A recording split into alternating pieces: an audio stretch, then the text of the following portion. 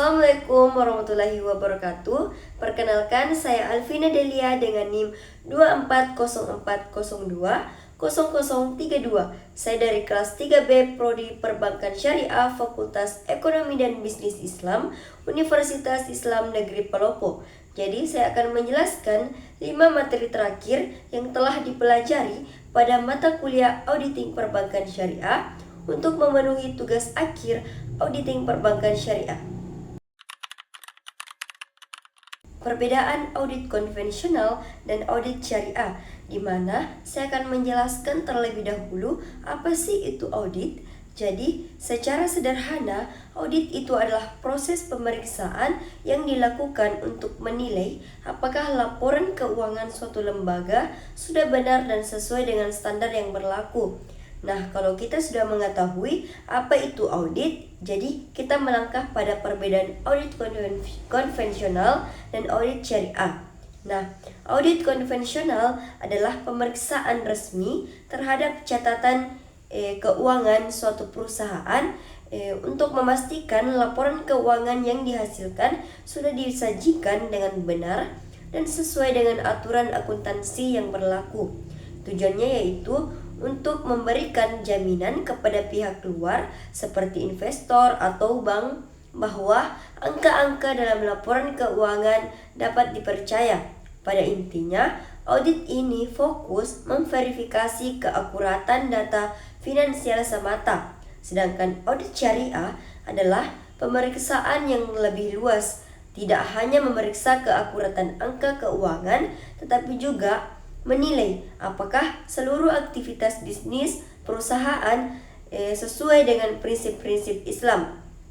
Auditor akan memeriksa apakah transaksi bebas dari unsur riba atau bunga, judi, ketidakpastian berlebihan, serta memastikan produk atau jasa yang ditawarkan halal.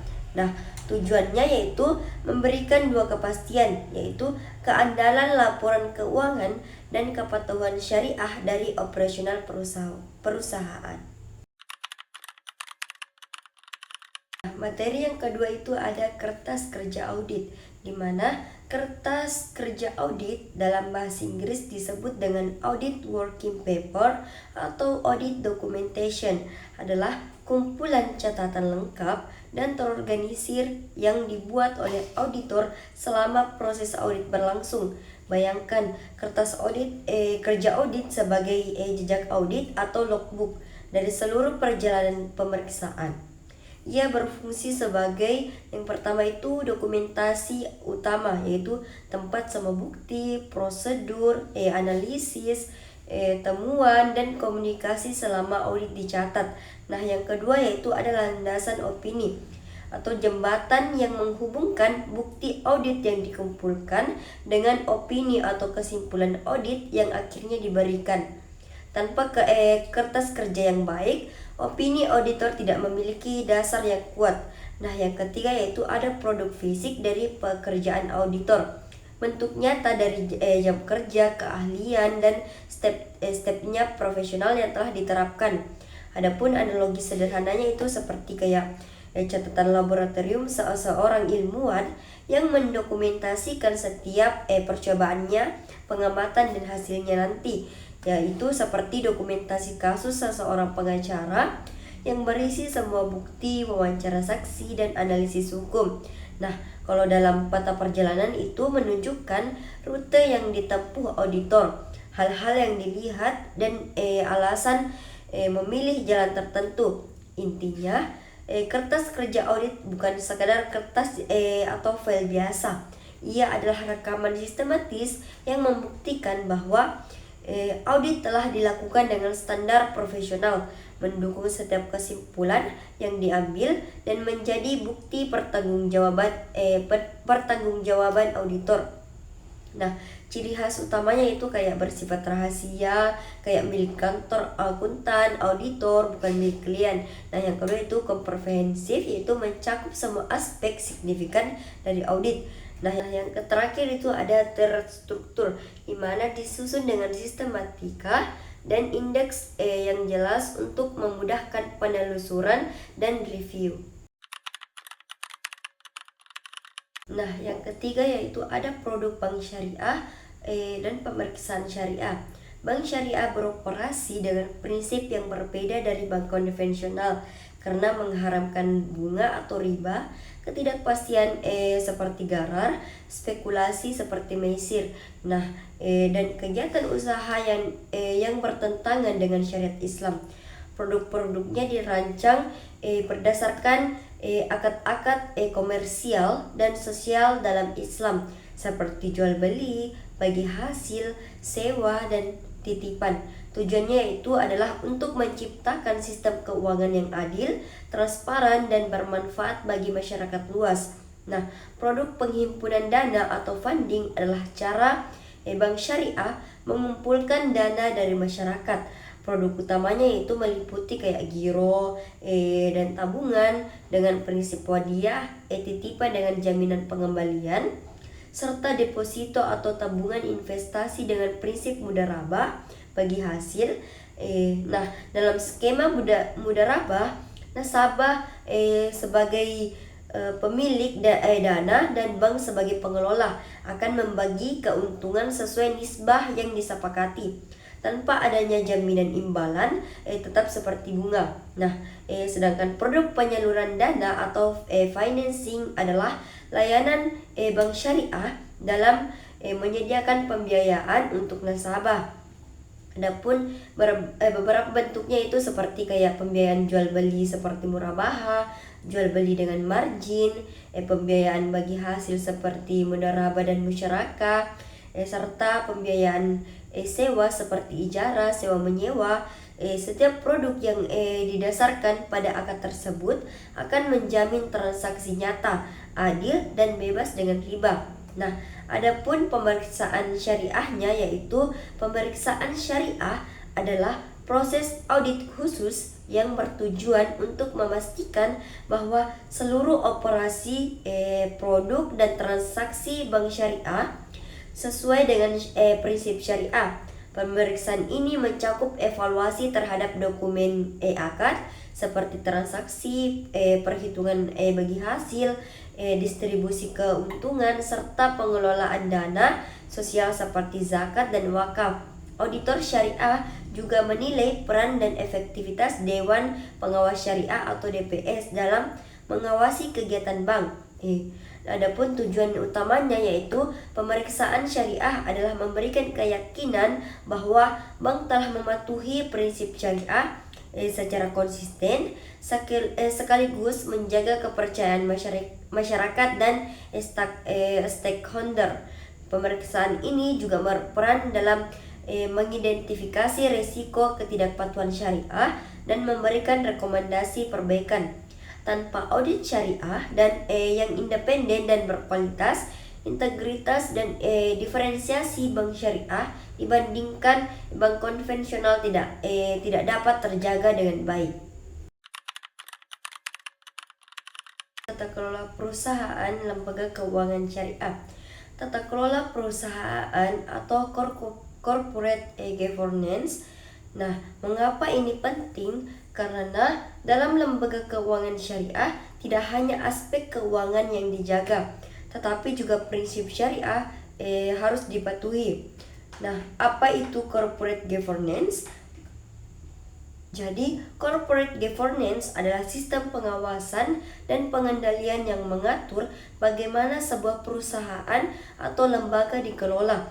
Tujuannya yaitu adalah untuk melindungi kepentingan semua pihak yang terlibat, seperti pemegang saham, nasabah, karyawan, dan masyarakat.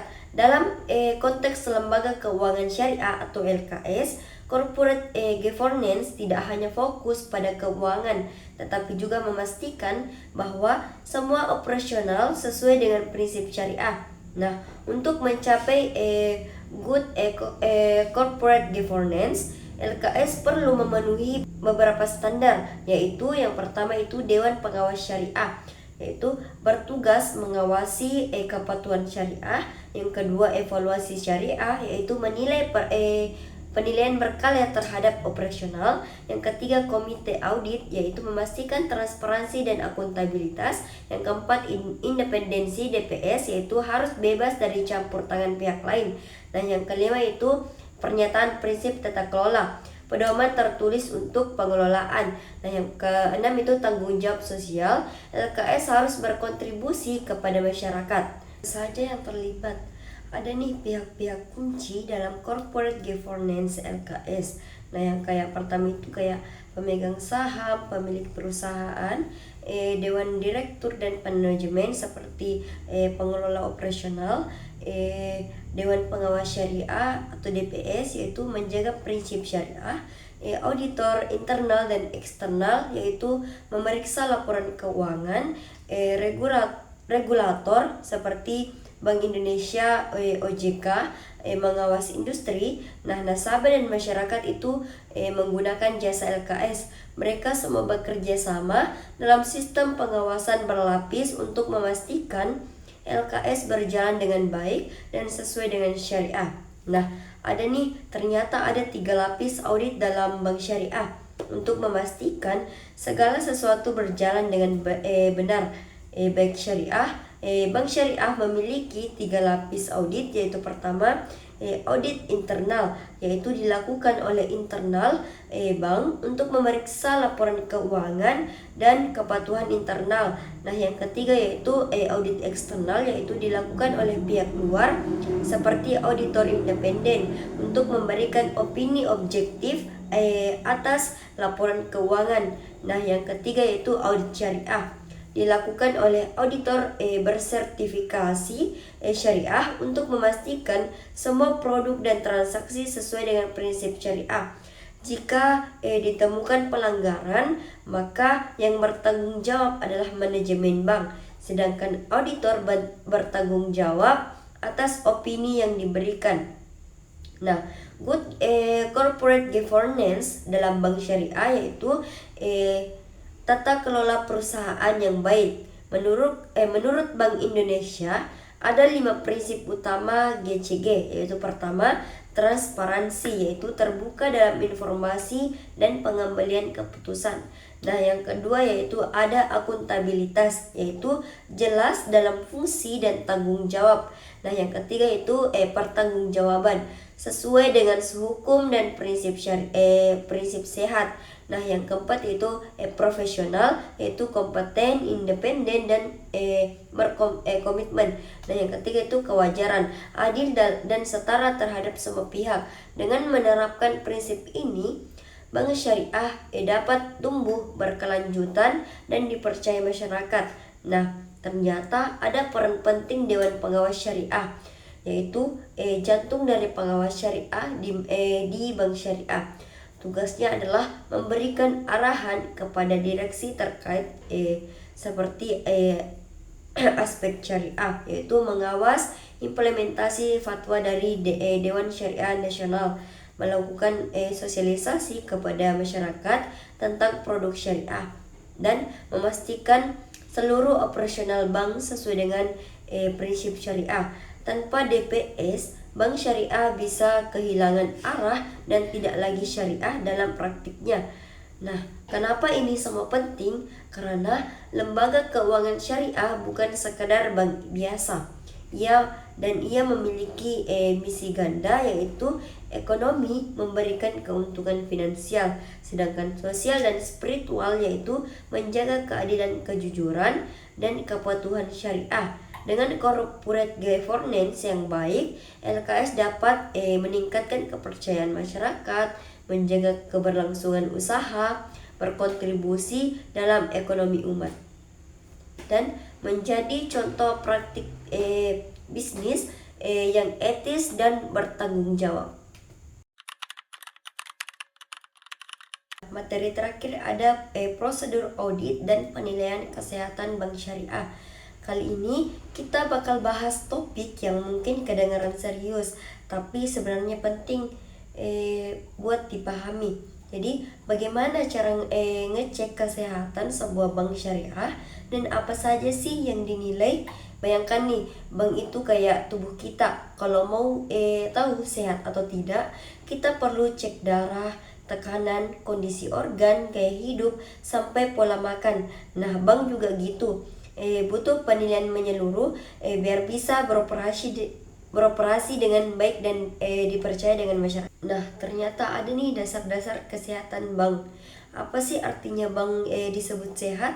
Menurut para ahli, bank sehat itu adalah bank yang bisa jalani operasionalnya dengan normal, bisa memenuhi semua kewajibannya dan patuh sama aturan yang berlaku. Jadi bukan cuma soal duit banyak, tapi juga sistem, manajemen dan kepatuhannya oke. Nah, bank sehat harus bisa menghimpun dana dari masyarakat dan lembaga lain, mengelola dana dengan baik, dan menyalurkan dana ke masyarakat dalam bentuk pembiayaan ataupun dengan kredit, yaitu dan bayar kewajiban ke nasabah, karyawan, dan pemilik modal. Patuh sama aturan Bank Indonesia. Ternyata ada nih cara auditor ngecek bank atau prosedur audit. Auditor itu ibarat dokter spesialis untuk bank. Mereka punya beberapa alat pemeriksaan buat memastikan semuanya itu beres. Yang pertama itu kayak inspeksi, yaitu ngecek dokumen fisik kayak laporan keuangan, kontrak, atau bukti transaksi. Nah, yang kedua yaitu ada observasi, dilihat langsung proses kerja di bank, misalnya kayak acara layanan nasabah. Nah, yang ketiga itu ada konfirmasi, yaitu hubungi pihak luar buat mastiin data, misalnya konfirmasi saldo ke nasabah. Yang keempat itu ada tracing atau lacak transaksi dari awal sampai akhir.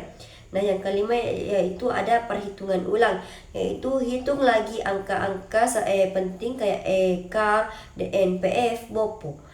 Nah, yang keenam itu ada teknik audit, yaitu pembantuan komputer, di mana pakai software analisis data besar. Tujuannya yaitu dapetin bukti yang cukup dan akurat buat nilai kondisi bank digabungkan, yaitu kayak analisis angka, pakai rasio-rasio kunci. Nah, yang kedua itu kayak menilai kualitasnya, yaitu kayak manajemen dan kepatuhannya. Dan yang ketiga yaitu pengawasan ketat dari Bank Indonesia.